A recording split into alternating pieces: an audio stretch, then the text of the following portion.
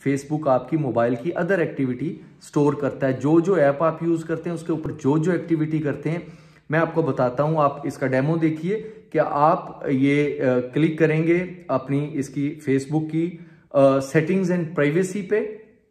उसके बाद आप सेटिंग पे क्लिक करेंगे तो आप ये देखिए कि इसके अंदर डिफरेंट जो है ऑप्शंस हैं आपकी फेसबुक के हवाले से।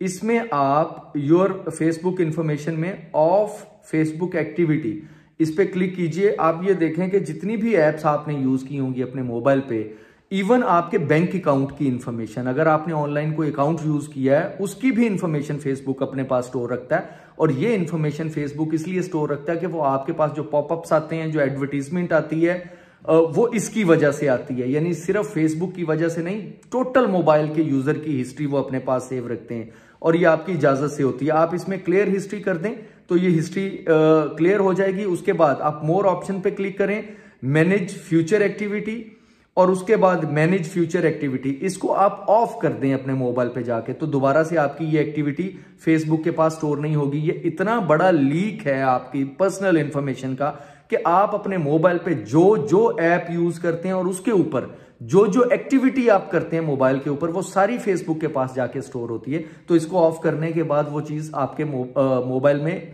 फेसबुक के पास स्टोर नहीं होगी जाके।